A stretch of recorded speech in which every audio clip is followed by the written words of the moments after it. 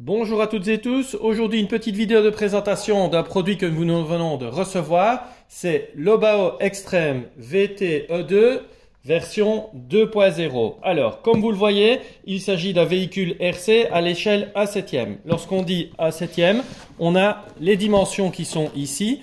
Donc, on va avoir une longueur totale de 560 mm, une largeur de 302 mm maximum, une hauteur 160 mm, ça c'est le niveau châssis, ça dépendra évidemment de ce que vous utilisez comme carrosserie. Au niveau de l'empattement, alors qu'une GTA 8 par exemple a un empattement de 330 ou de 360, une 1.7 a un empattement de 413 mm. Ça varie généralement entre 405 et 420 mm pour une 1/7. La voie avant fait 302 mm, donc elle est un peu plus large que la voie arrière qui fait 296 mm. Le véhicule tel que dans la boîte, c'est-à-dire le châssis uniquement, fait 2,540 kg. Alors, on peut directement voir sur la photo principale quelles sont les caractéristiques de cette voiture. Les caractéristiques sont d'une part une transmission avec des cardans qui sont en aluminium extrudé. Donc ce sont des cardans qui ont une section importante et qui sont destinés à limiter le système de vibration donc au niveau de la transmission. Vous voyez qu'ici, il y a un renfort central donc pour raidir le châssis en carbone, donc la partie supérieure du carbone. Vous avez également sur la partie latérale donc du châssis deux petites barres qui vont vous permettre de soutenir la carrosserie de manière à éviter que la carrosserie ne vibre ou ne bouge sur le châssis. Alors, il y a la possibilité éventuellement de mettre du velcro sur la carrosserie et d'attacher le velcro sur la barre. Cependant, il faut savoir qu'ici, à l'arrière, votre support de carrosserie sera donc dépendant du fonctionnement de la suspension. Donc, ce ne sont pas des supports de carrosserie qui sont fixes. Ce sont des supports de carrosserie qui vont bouger avec le débattement de votre suspension. Donc ça, c'est la petite particularité de cette voiture qui a pour conséquence que la partie arrière de votre carrosserie risque de bouger. Maintenant, ce n'est pas un débattement de 4 ou 5 cm. Donc il sera peut-être intéressant de mettre un peu de velcro à l'avant. Vous voyez également qu'il y a 4 grands déflecteurs qui sont intégrés au châssis. Ces déflecteurs ont deux fonctions. D'une part, au niveau du passage de l'air, donc dans les passages de roues, elles vont pousser sur le déflecteur et vraiment pousser le châssis vers le bas. Ça donne un appui aérodynamique important.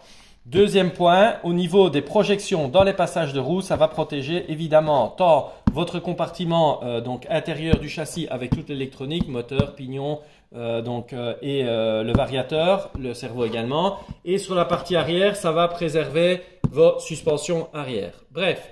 Maintenant, on va regarder ce qu'il y a dans la boîte. Alors, on ouvre. Voilà. Ce qui est toujours fourni avec les véhicules Obao. Donc, la petite notice avec une série de recommandations générales et des instructions pour finaliser le montage.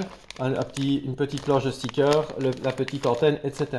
Deuxièmement, vous avez également une série, donc le support carbone qui viendra sur la tour d'amortisseur arrière, donc pour le support de carrosserie. Vous avez également des sangles. Vous pouvez voir ici qu'on peut installer les batteries avec une sangle longitudinale et il y a également la possibilité de rajouter des sangles latérales qui sont fournies par Obao. Vous avez également les petits supports pour poser la carrosserie. Vous avez le support moteur qui, comme d'habitude chez Obao, est une glissière en aluminium CNC. Donc vous viendrez fixer votre moteur ici sur le petit support et le petit support glissera à l'intérieur. Pour les moteurs 4985 de chez Hobbywing, c'est nickel, le 1600 kV, 1650 kV, on vous propose ça dans la description du lien sur le produit. Vous avez en produit lié un variateur ESC Hobbywing S-Run Max 6, vraiment spécifique pour cette échelle, ainsi qu'un moteur de 1650 kV, donc compatible avec le support et le système de fixation.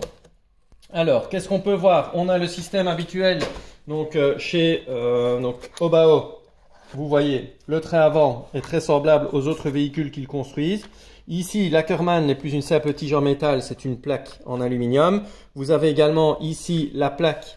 Donc sur la partie du train avant, la plaque supérieure est déjà en aluminium. Vous avez les différentiels qui sont protégés par un système de protection en plastique. Donc les différentiels sont donc présents en dessous.